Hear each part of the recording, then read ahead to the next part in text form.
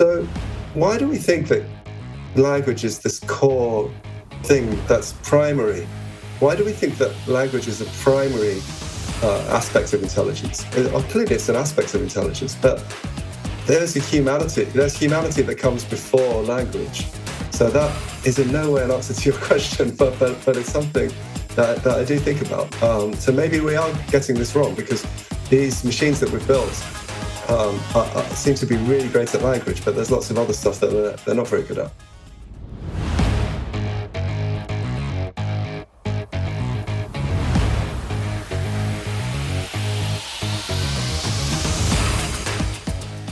Good morning, good afternoon, or good evening, depending on where you're listening.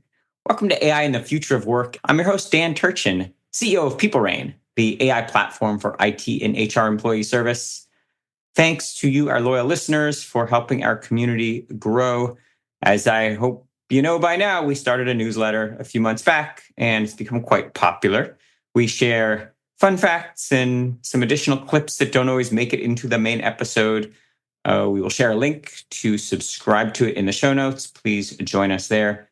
If you like what we do, please tell a friend and give us a like and a rating on Apple Podcasts, Spotify, or wherever you listen. If you leave a comment, as you know, I just may share it in an upcoming episode like this one from May in Nashville, Tennessee, who's in customer support for a tech company and listens while on her break. May's favorite episode is that great one with Daphne Jones, author of Win When They Say You Won't, from back in season 3 about overcoming imposter syndrome. It's a great listen.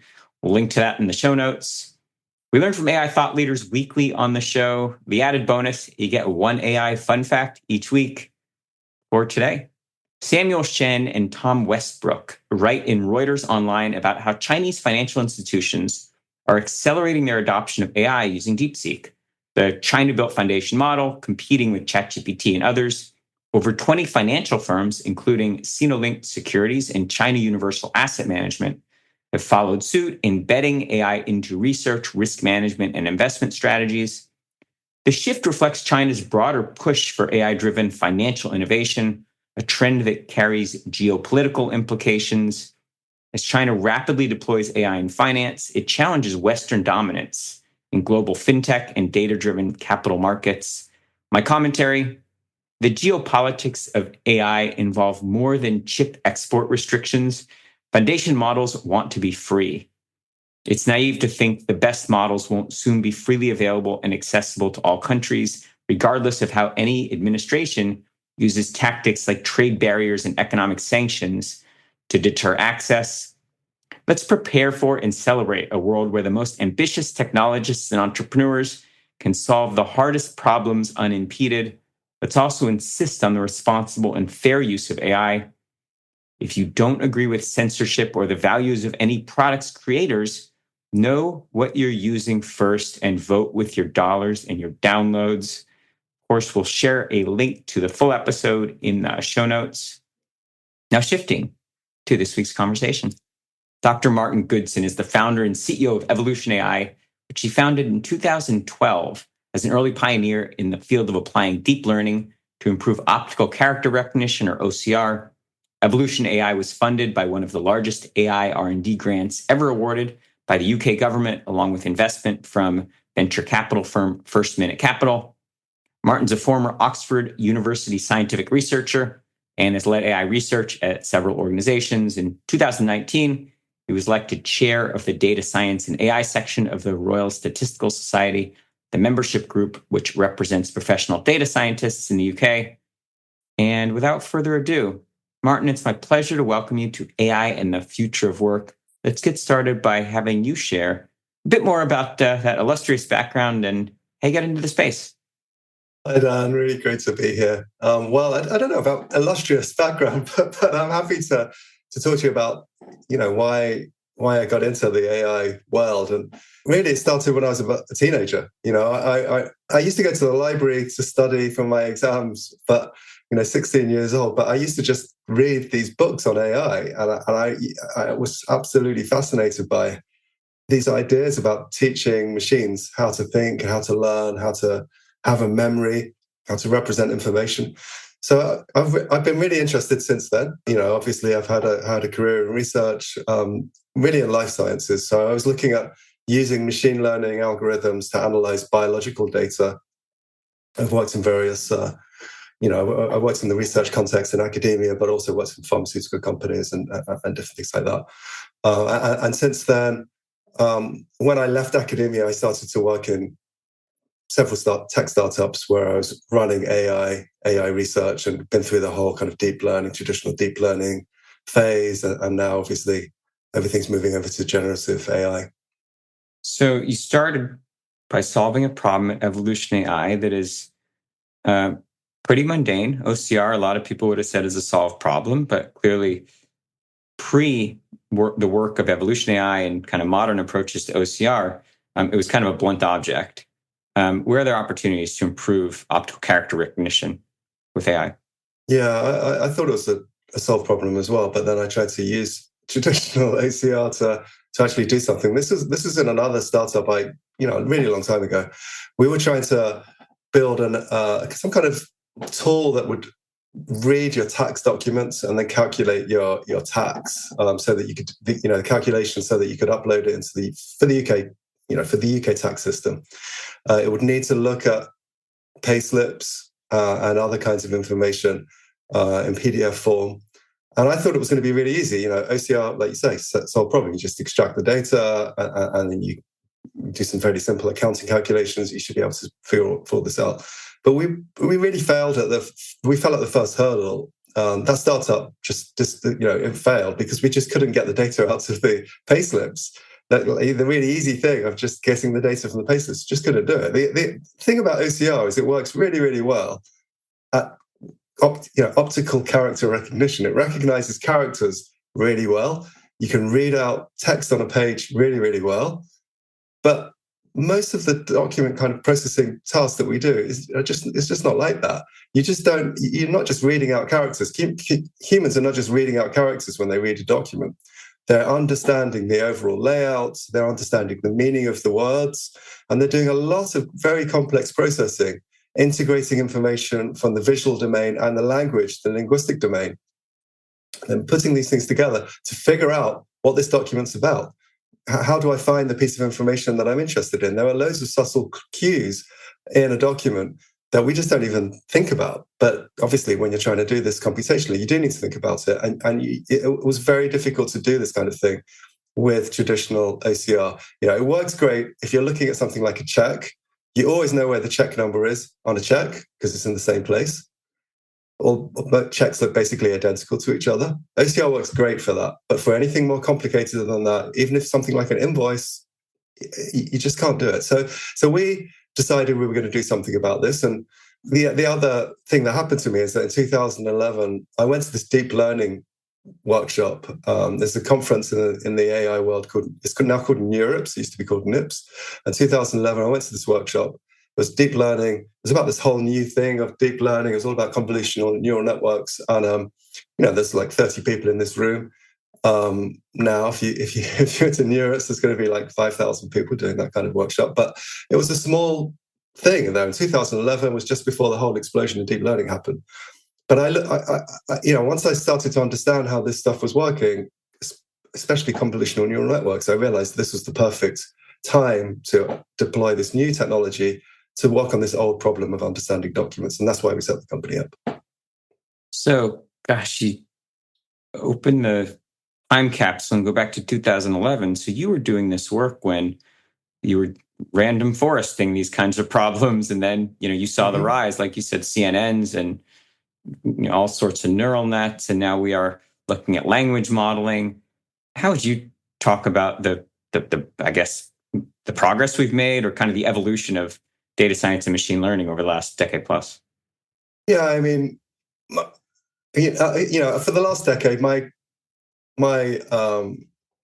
interests have been quite narrow. I'm really interested in data extraction from documents. So I can't really speak for the wider enterprise of data science, but for what we do, the big difference with the generative models is that it works. And it didn't really used to work. So we really struggled to get good accuracy. And even though, in some use cases, it was adequate, the accuracy that we were achieving using the traditional deep learning approaches, if you forget about random forest, even the deep learning approaches were just not really very effective.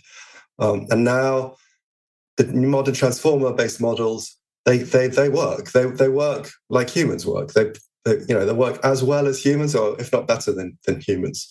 And the really interesting thing is they can integrate information from different domains. So, like I said earlier, what we're mostly interested in when we're reading a document is the image domain and the language domain, the linguistic domain. That's what humans use when they try and understand a document. Now, the fantastic characteristic of these transformer models, these generative models, is that they can integrate information from different domains. So they can integrate information from images and from language. Plus, really major benefit, particularly for what we do, is that they actually understand the world. So they understand finance. So it's not just, if you take an untrained person and ask them to interpret some financial document, it's not easy. Even if they're just doing data entry, I say just data entry in inverted commas, it's not that simple. They are actually using a lot of background knowledge about finance that you will need to have people, specialists, especially some complex financial documents, even just to do the data entry, just to extract the information, you need to have background knowledge about finance. So if you think about, if you're trying to understand an income statement, even if you just want to extract the numbers, you need some background knowledge. You need to understand, what does cost of goods sold mean? What would cost of goods sold mean in a particular industry? That information, that knowledge, that kind of background knowledge, you just couldn't encode that in previous models. You can now with large language models. There was no way to encode that information with previous generations of models. That opens up a whole world of financial analysis, and it opens up a whole world of even fairly what look like quite mundane tasks of taking the information from a balance sheet or an income statement, structuring it, and then using it in some risk model or valuation model. That was basically impossible before, but now we can do it. So you're the expert here, but I'm going to go out on a limb and say that the traditional problem that OCR solved, kind of an extraction problem, is now migrating into, call it a cognition problem, interpreting and kind of allowing a human to speak to a document as opposed to just extract text or images, et cetera, from it. How are you thinking about the evolution of Evolution AI, your company, in a world where traditional extraction is commoditized? Yeah, we think about this on a daily basis. I don't think it's quite commoditized yet, because the thing about OCR is it works really well at extracting characters. The accuracy level of OCR algorithms is really high. It's really, really high now. So they don't really make errors. They don't make mistakes anymore. If you have a good document which hasn't been photocopied 10 times, scanned 10 times, if it's a good document, they basically don't make errors. But like I said, they don't solve the problem because they don't actually understand documents. So they're a write-off for most tasks. However, LLMs, they can understand documents, which is great. They have all this background knowledge. They understand finance. They understand the overall picture. They understand the layout of the document. Awesome. They can extract the information that you're interested in. The problem is that information is subject to hallucinations and other kinds of errors. So in some ways, it's great. You've got these two complementary worlds, the OCR system, which is really highly accurate but doesn't understand the document, and LLMs, which understand the document and have quite a high error rate. If you're looking at some sensitive data, most of our clients are in financial services, so it's basically all sensitive, like it's all important. There's not much tolerance for errors. You can't just sling everything into an LLM and hope for the best. You will get hallucinations. It will literally make up line items in a balance sheet. Very frequently we see this. You need to check for this. So you need some stuff around it to stop that happening. So that's one answer to the question. But let's assume that this is all going to be solved, and next year we'll have a new generation of LLMs, and they won't have any error rate when it comes to the extraction of characters on a page. Then we start to think, as a company, we start to become really, really interested. We have started to become really interested in additional things, not just extraction of information from documents, but things like modeling, sensitivity analysis, projections, valuation, really much deeper interpretation questions about particularly financial statements. We're mostly interested in financial statements right now. So we are building technology which it goes beyond extraction of information. It's financial analysis of the documents. You mentioned an LLM might hallucinate a line item in a balance sheet or a financial statement, which could obviously have significant implications on how the data is used. On this show, we talk a lot about how to exercise AI responsibly, and I'm going to assume because of the way these LLMs are trained to interpret these financial documents, that when they encounter things that are not as well represented in their training data, could be language, it could be different cultures or societies have different financial regulations, different formats. So presumably the models are going to be less accurate when they're analyzing, even in your narrow use case, financial documents that are less well represented in the training data. Is that a fair statement? Yeah, I mean, to be honest and transparent, most of the documents that we're looking at are in major languages, major European languages or English. So, I mean, we get some documents in Chinese, Indian, they're still major languages. But we're not seeing some low resource language. We're not seeing a balance sheet from, Tuvalu. I assume so. You'd be reluctant to commit the same level of accuracy to languages that are less represented, right? That's, you know what? I would say that actually the problem is not language, it's numbers. The problem is numbers. Well, what we see is things like digits. If you try an LLM API, just to stand, the leading models, you will see digits swapped in a number. You see this quite a lot. You just see the digit swapped, or you might see a number which has been transposed into a different area of the table.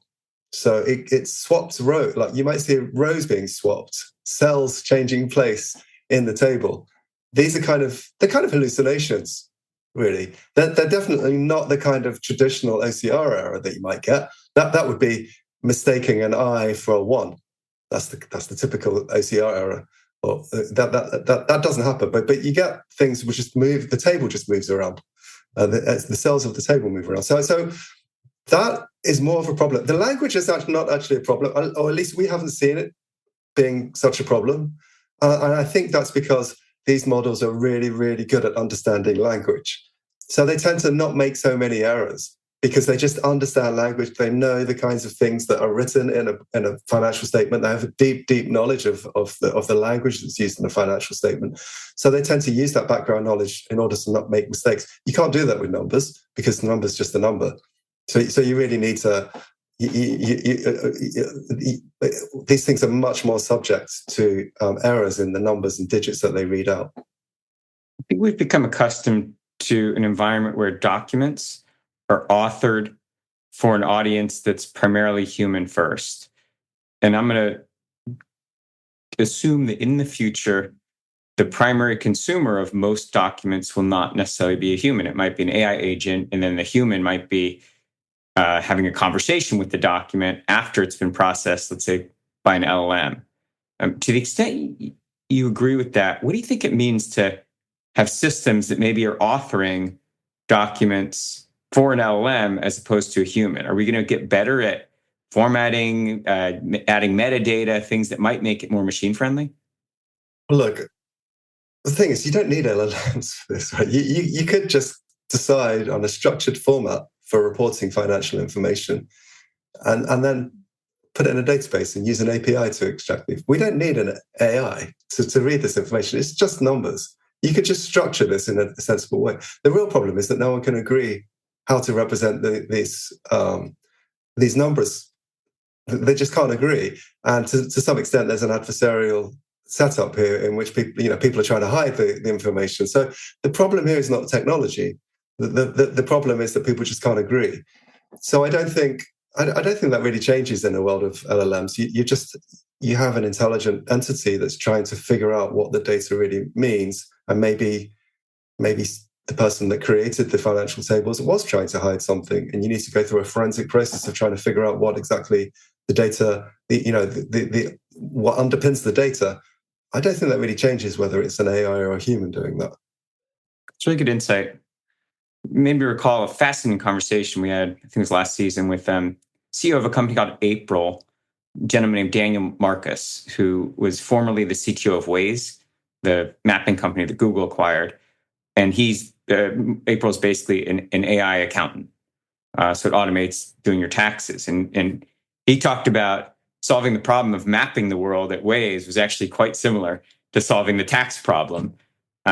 Because there's a set of rules, there's country specific regulations, and when you train a model to understand all the patterns in tax forms, we have the IRS in the U.S., et cetera.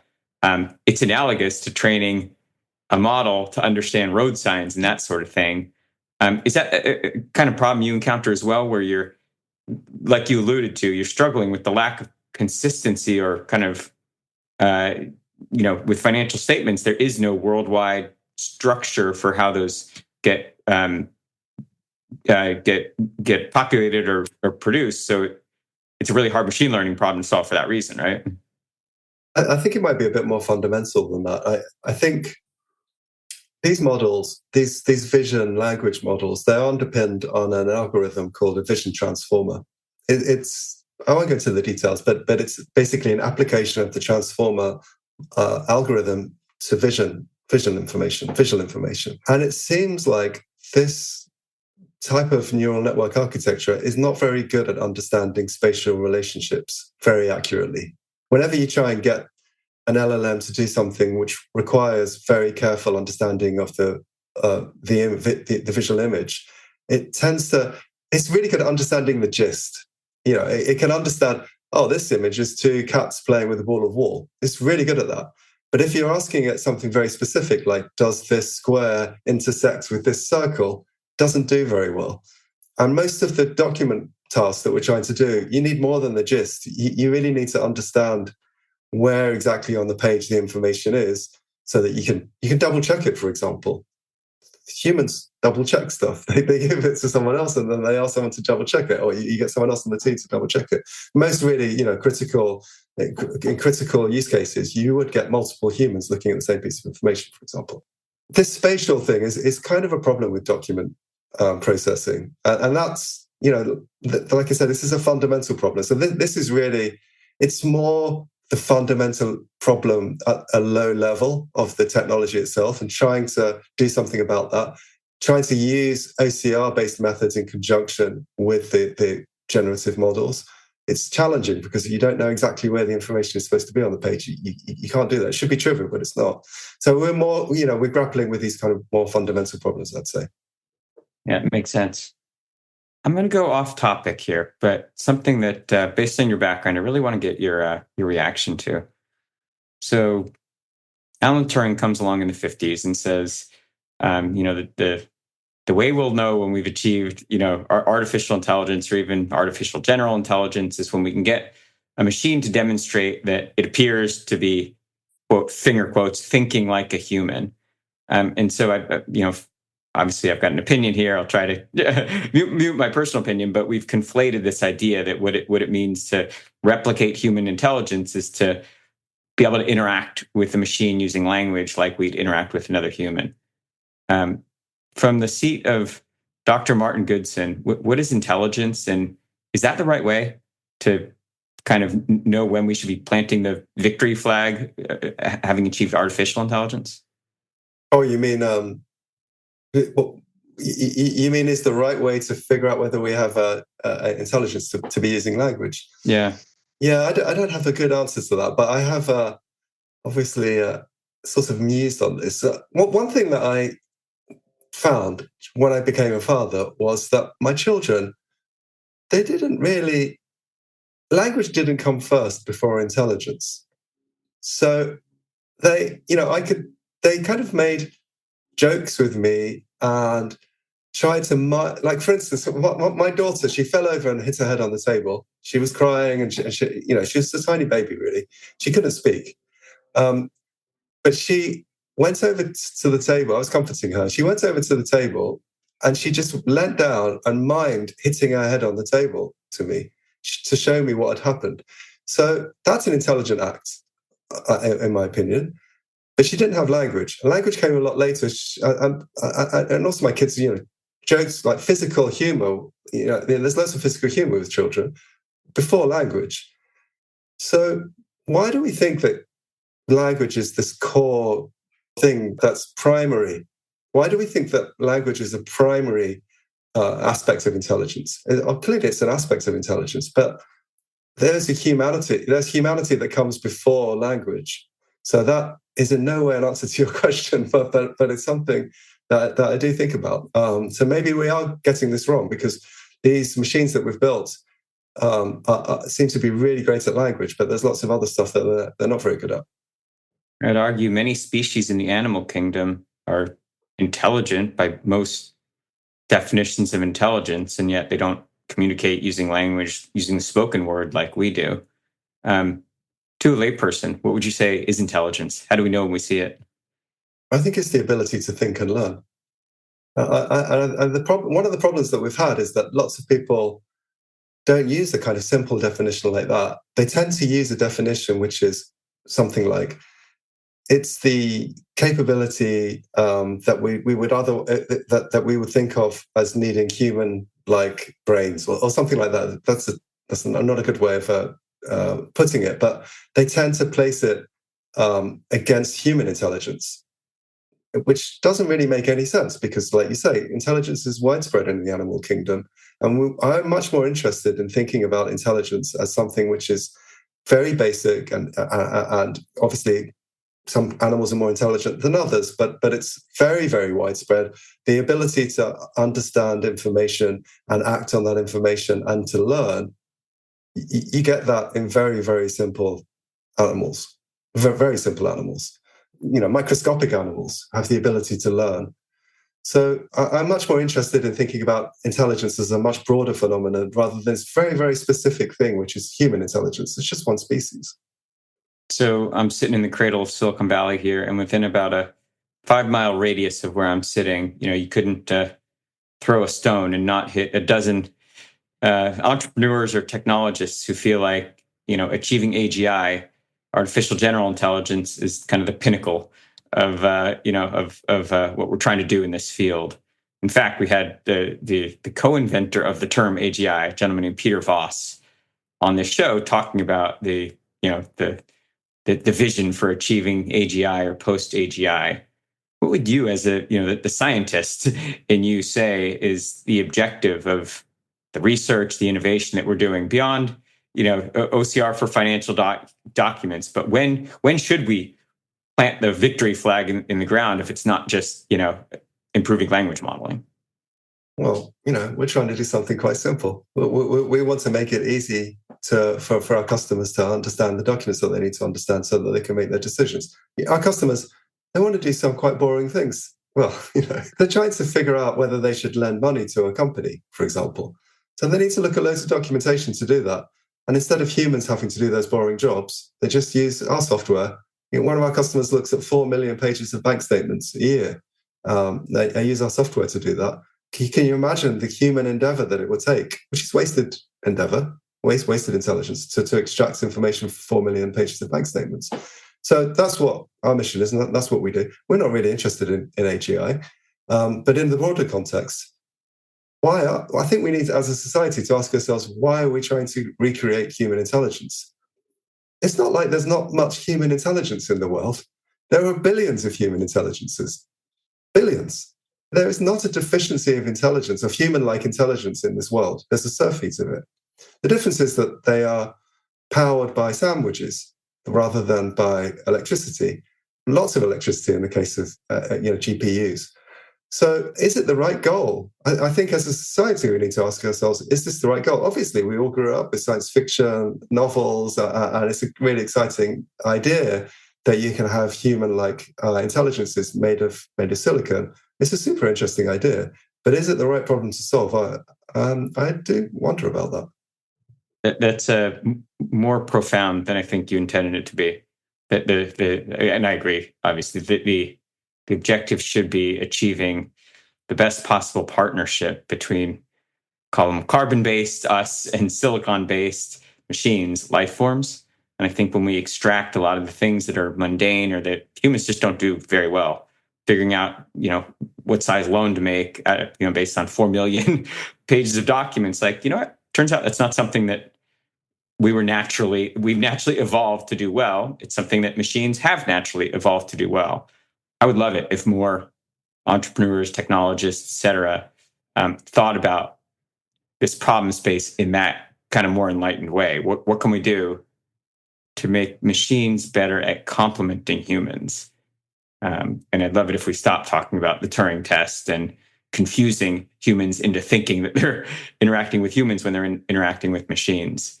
Is that consistent with your thoughts? Yeah, I agree with you. How do we get there? How do we get there faster, Martin? I don't have a good solution for that.